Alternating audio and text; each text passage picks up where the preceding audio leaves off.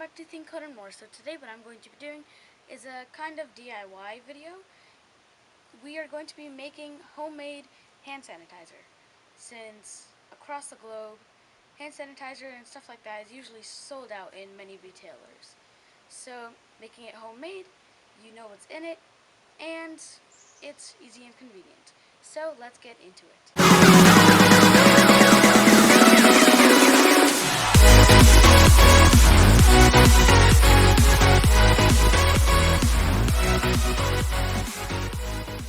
So, the four ingredients that we need are aloe vera. You can use your own bottle of choice. Here we're using a hand sanitizer bottle. Then, any alcohol.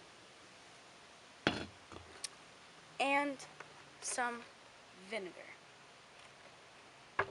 Now let's get into how to make it. So, the first step is, well, we should take off our cap of whatever container you're using, and from the aloe vera plant, let's break off a stem, and this goo, or I don't know what to call it, that we can slowly pour into our, you could say, container.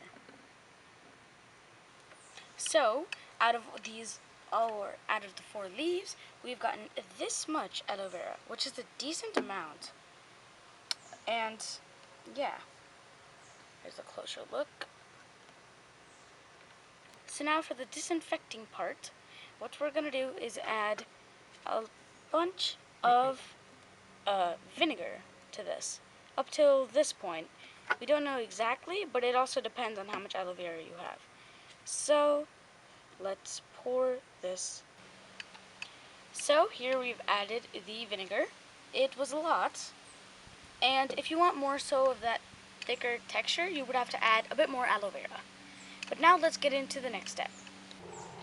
So the next, and I would think final step, is to add the alcohol. So here we added just a teeny bit of alcohol, and that is pretty much it. So now we can close this up, like so. Shake it if you want.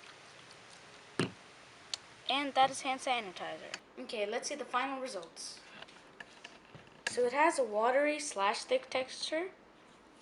If you rub it around, it smells nice, and it works pretty much like normal hand sanitizer.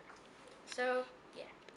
Make sure to leave a like and subscribe for more videos like this of me doing DIY hacks just like this for homemade hand sanitizer.